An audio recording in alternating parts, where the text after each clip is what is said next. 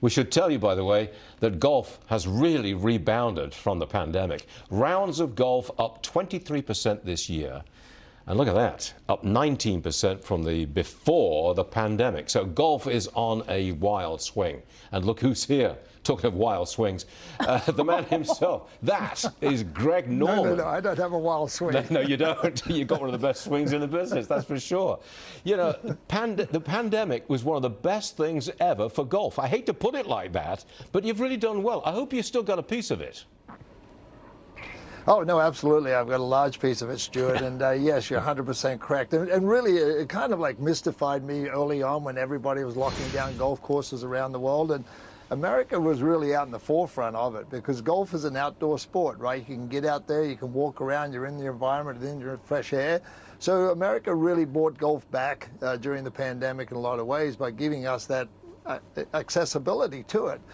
So when you think about where we are today and during the whole pandemic, what are the two things that really resonate with the consumers?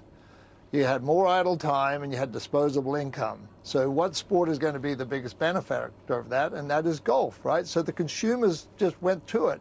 And there's an amazing stat too, Stuart, that I actually I think is more significant than anything else is public rounds are up 26%, right? Wow. At private golf courses, it's up 13%. Yeah. So you think about the general public is getting out there to enjoy golf, so our total participation is up incredibly. Yeah, it's a wonderful thing. It really is. But look, you're from Australia. Now, let me tell you, you know what's happening in Sydney. They've just locked down again. They've raised fines to $3,700 if you violate the rules. And over in New Zealand, they've just locked down the whole country for at least 3 days. Auckland's locked down for 5 days because of a single COVID case. Now, what do you make of all of this?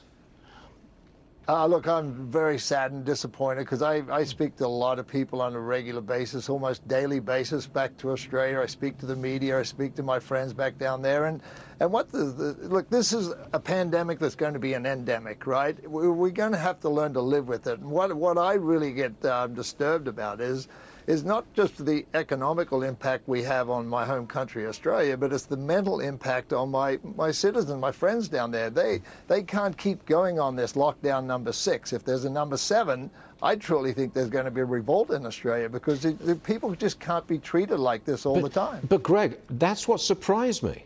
I thought Australians and New Zealand, well, Australians in particular, were very much like Americans, big on individual freedom. Get off my back. Don't tell me what to do. Yeah. We've got a vast country and I'm going to enjoy it. And suddenly, the Australians go for this lockdown mentality. I don't understand it. Do you?